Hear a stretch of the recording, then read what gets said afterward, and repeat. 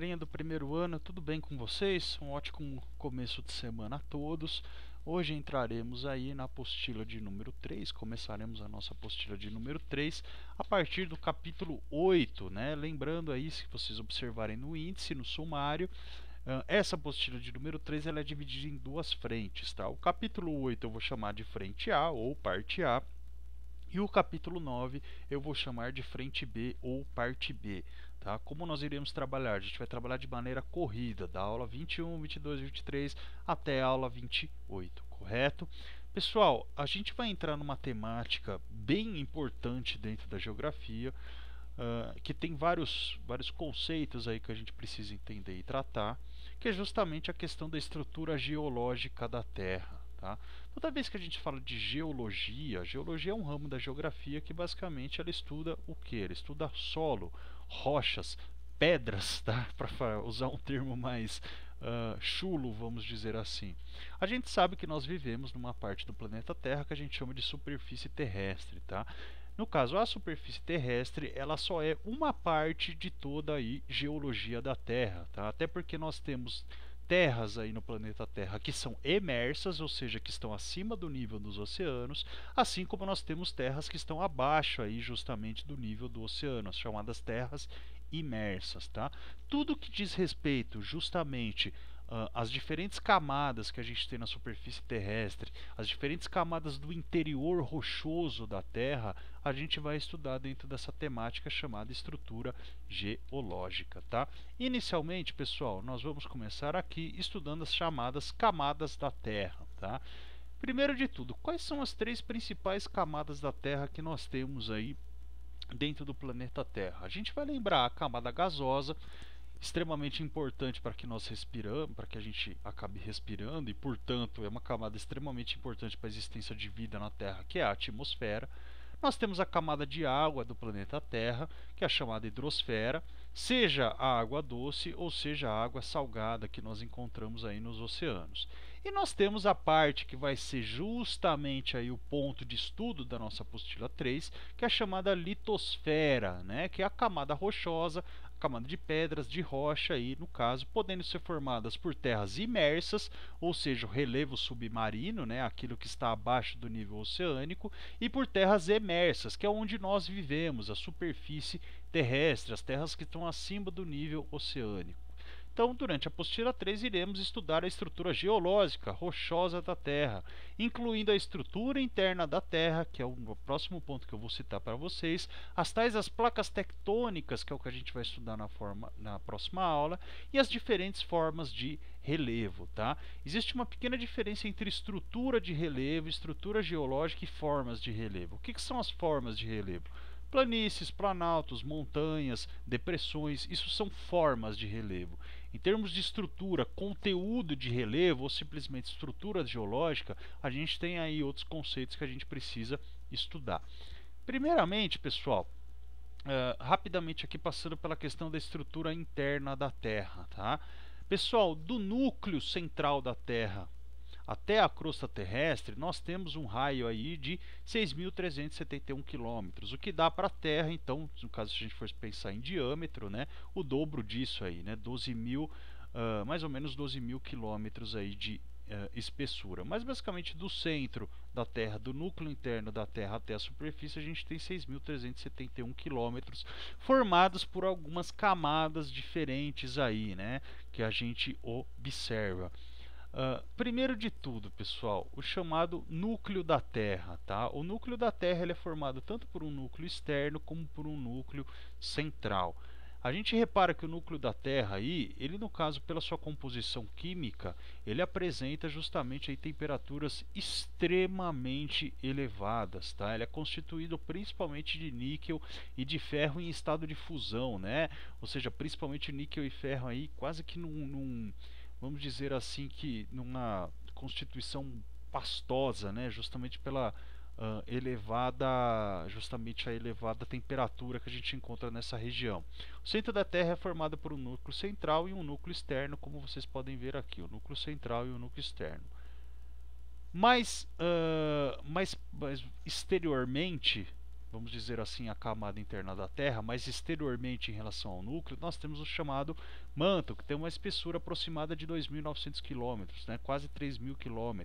Ele é formado pelo magma, constituído de minerais em estado pastoso ou estado de fusão. São minerais um pouco diferentes que a gente encontra no núcleo, porém, pessoal, o que é importante lembrar sobre esses minerais em estado pastoso, portanto em altas temperaturas que nós encontramos no manto? Toda vez que vocês observarem um vulcão expelindo aquelas lavas, aquilo nada mais é do que o manto terrestre, tá?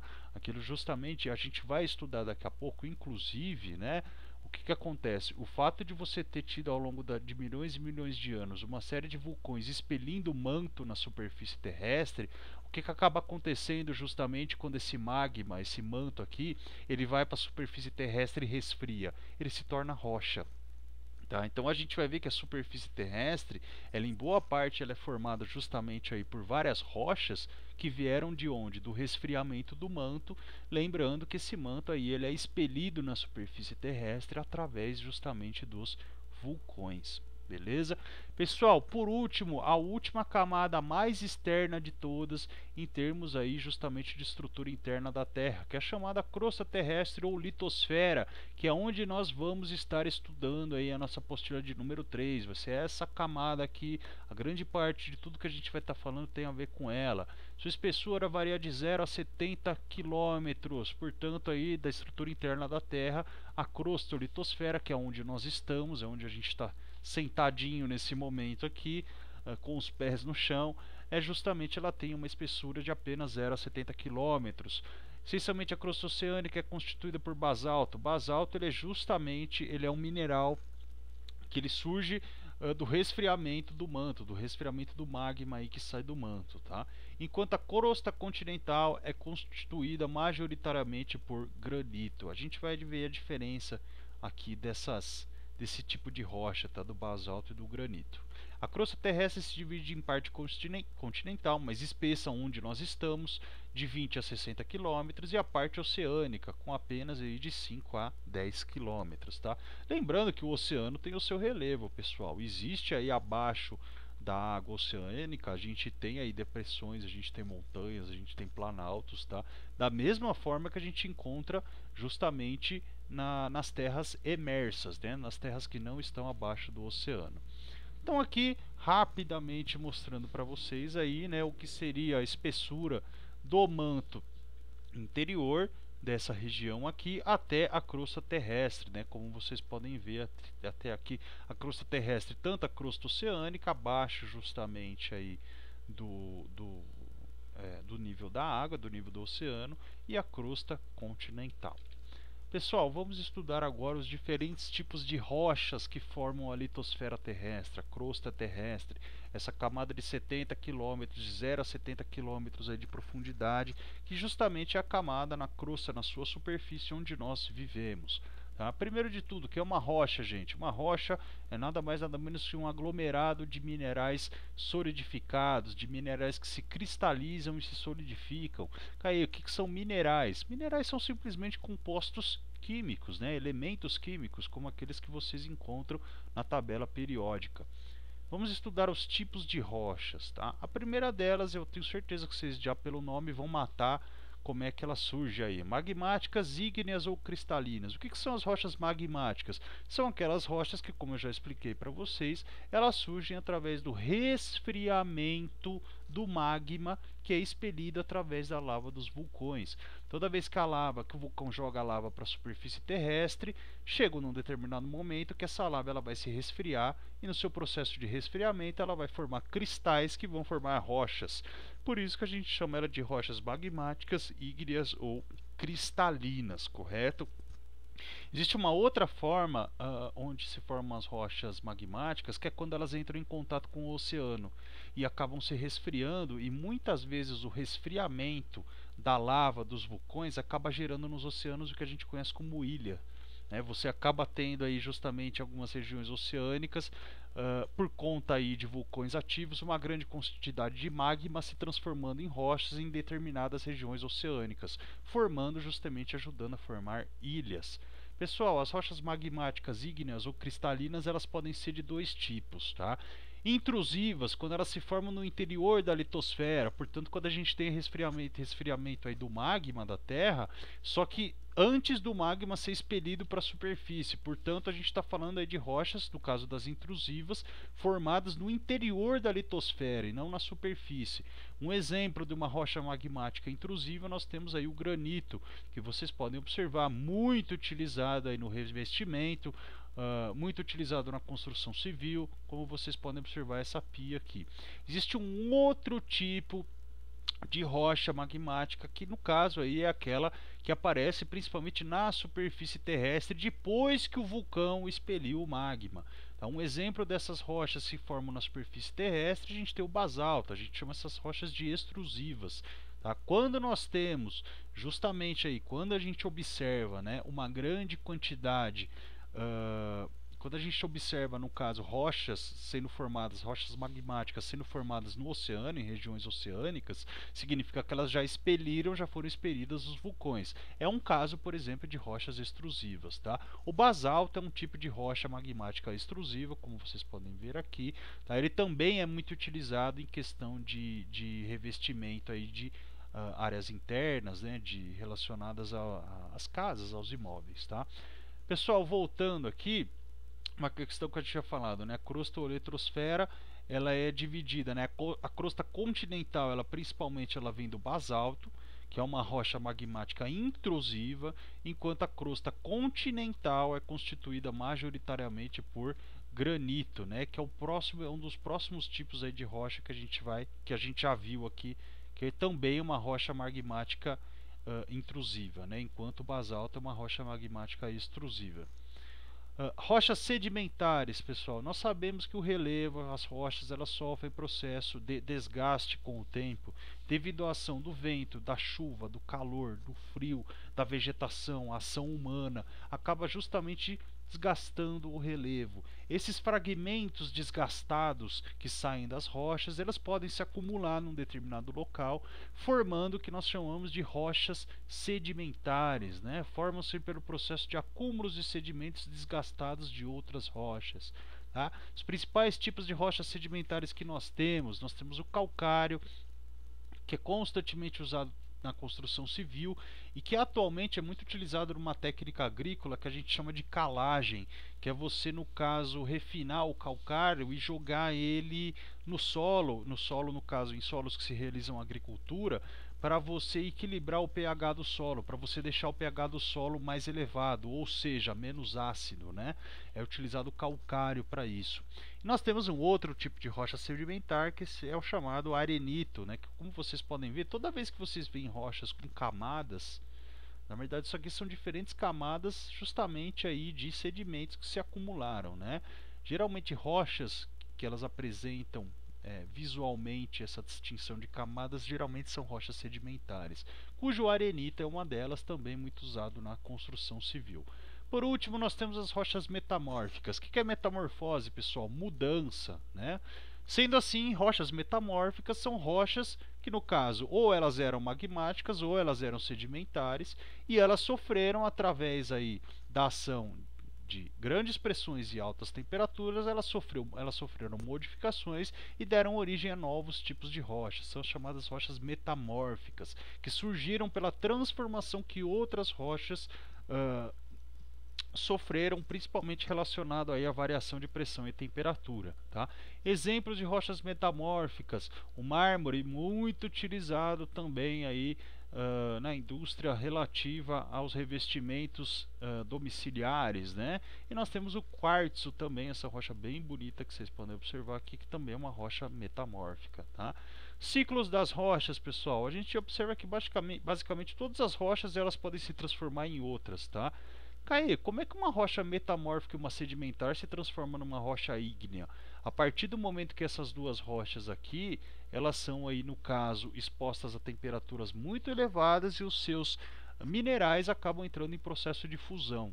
Dessa forma que uma metamórfica e uma sedimentar consegue se tornar uma rocha magmática, uma rocha ígnea, tá? Ou seja, as rochas magmáticas, elas não surgem apenas pelo resfriamento do magma que a gente encontra no manto dentro aí da crosta terrestre da Terra, dentro do caso aí das camadas internas da Terra.